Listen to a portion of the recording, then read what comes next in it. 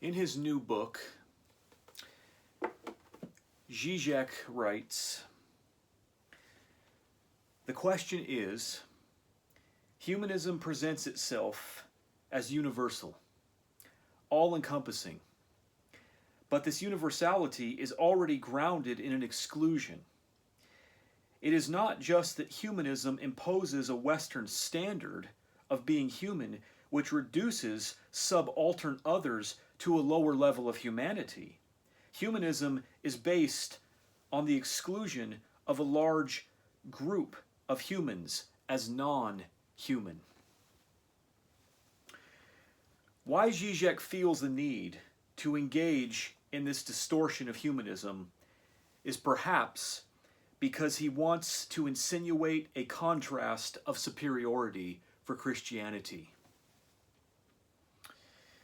Here Zizek is thinking of humanism as being synonymous with Christian fundamentalism, as well as Westernism. This is a problem. None of this is reflected in any of the humanist manifestos, not Humanist Manifesto 1, not Humanist Manifesto 2, or not Humanist Manifesto 3. More importantly, it's not even presupposed by them. To interpret humanism thus is to erect a straw man of humanism. What then is humanism? It is the axiom of the value of humans as central, of human life and dignity as central. This doesn't mean that humanism lacks an ecology, quite the opposite. Because humanism is axiomatic and proceeds by means of reason and evidence, it can be said to be foundational to progress because it's not a superstitious system. Its approach to the world is open and reflective. It doesn't dogmatize, but is a continual process of open learning. The Humanist Manifesto 2 says, "Humanism is an ethical process through which we all can move above and beyond the divisive particulars, heroic personalities, dogmatic creeds, and ritual customs of past religions are their mere negation." Zizek gives no citations to back up his negative and limited characterization of humanism. He simply asserts that it's a system of exclusion, when in fact it's just the opposite. The religions of the world have failed, so much so that Zizek is now offering a negative version of Christianity: Christian atheism. Why not a positive one? Why Christian atheism? If Christianity is so successful, why the negation? In contrast, humanism is not something that needs to be inverted. So far from reducing people, humanism embraces the hope of a world united. We urge recognition of the common humanity of all people, says the Humanist Manifesto 2. It is an approach whose time has come. The historical religions of the world aren't epistemologically or ontologically broad enough to cope with the increase of social complexity. But humanism is, because its foundation is universal. Zizek wants to claim that this universalism contains an exclusion. Fair enough. What then is that exclusion? It's not humans as he wants us to believe. He got it wrong because he doesn't understand humanism or purposely tried to distort it. It's the exclusion of the non-universal. That is the exclusion of humanism. The exclusion of the non-universal. The exclusion of dogmatism. This alone makes humanism exceptional among the religions of the world.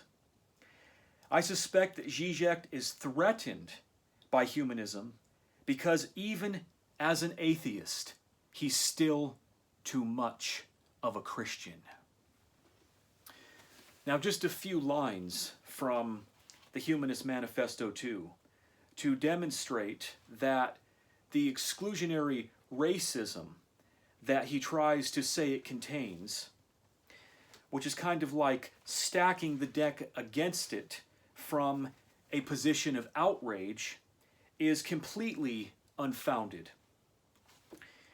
Humanist Manifesto 2, under the section of democratic society, says decision-making must be decentralized to include widespread involvement of people of all levels, social, political, and economic.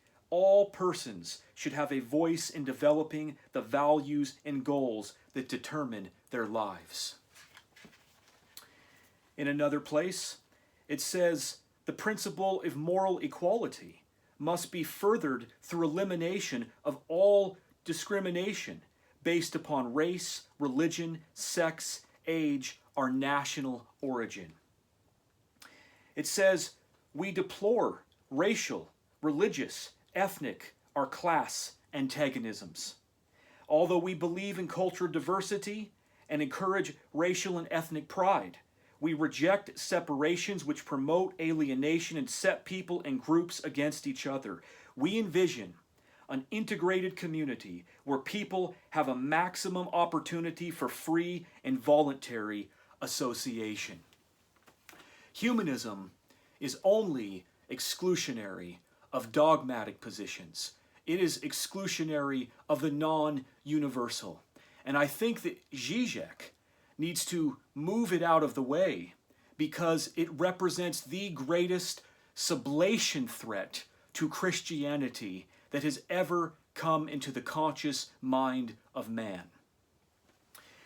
In Christian atheism, where Zizek attacks it to retain and to exalt his notion of Christianity beyond humanism, he's gotten it wrong.